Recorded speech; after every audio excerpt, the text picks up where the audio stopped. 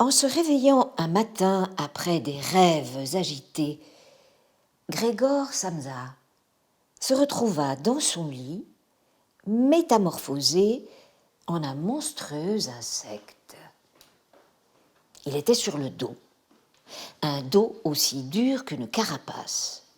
Et en relevant un peu la tête, il vit, bombé, brun, cloisonné par des arceaux plus rigides, son abdomen, sur le haut duquel la couverture, prête à glisser tout à fait, ne tenait plus qu'à peine.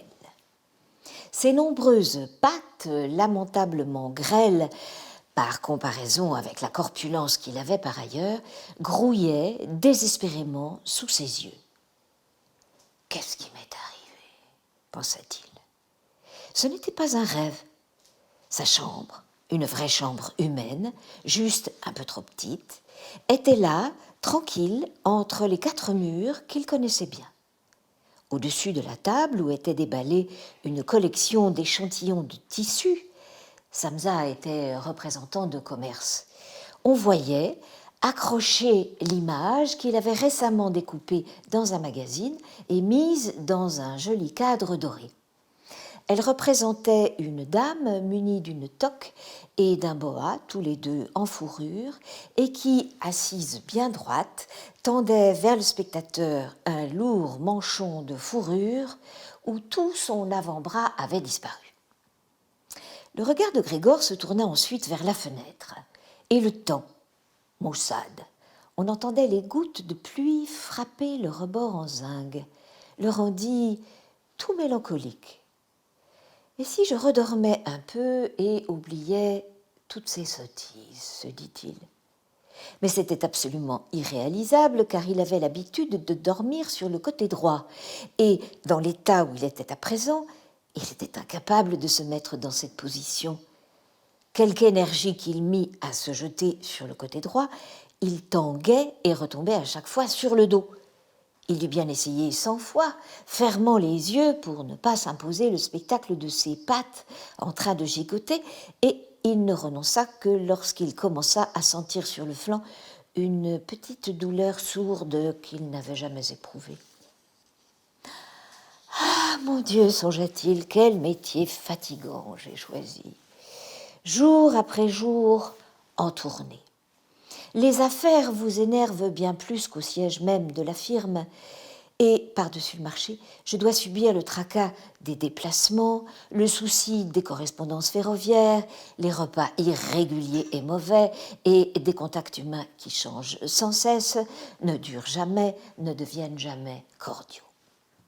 Que le diable emporte tout cela. Il sentit une légère démangeaison au sommet de son abdomen, se traîna lentement sur le dos en se rapprochant du montant du lit afin de pouvoir mieux redresser la tête, trouva l'endroit qui le démangeait et qui était tout couvert de petits points blancs dont il ne sut que penser, et il voulut palper l'endroit avec une patte, mais il la retira aussitôt, car à ce contact, il fut tout parcouru de frissons glacés. Il glissa et reprit sa position antérieure. À force de se lever tôt, pensa-t-il, on devient complètement stupide. L'être humain a besoin de son sommeil. D'autres représentants vivent comme des femmes de harem. Quand, par exemple, moi, je rentre à l'hôtel dans le courant de la matinée pour transcrire les commandes que j'ai obtenues, ces messieurs n'en sont encore qu'à prendre leur petit déjeuner. Je devrais essayer ça avec mon patron, je serai viré immédiatement. Qui sait du reste si ce ne serait pas une très bonne chose pour moi. Si je ne me retenais pas à cause de mes parents, il y a longtemps que j'aurais donné ma démission. Je me serais présenté devant le patron et je lui aurais dit ma façon de penser du fond du cœur. De quoi le faire tomber de son comptoir. Il faut dire que ce ne sont pas des manières de s'asseoir sur le comptoir et de parler de là-haut à l'employé qui de plus est obligé d'approcher tout près parce que le patron est sourd. Enfin, je n'ai pas encore abandonné tout espoir.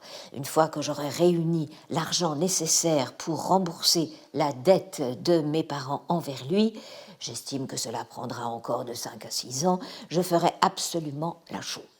Alors je trancherai dans le vif. Bon, mais enfin, pour le moment, il faut que je me lève, car mon train part à 5 heures.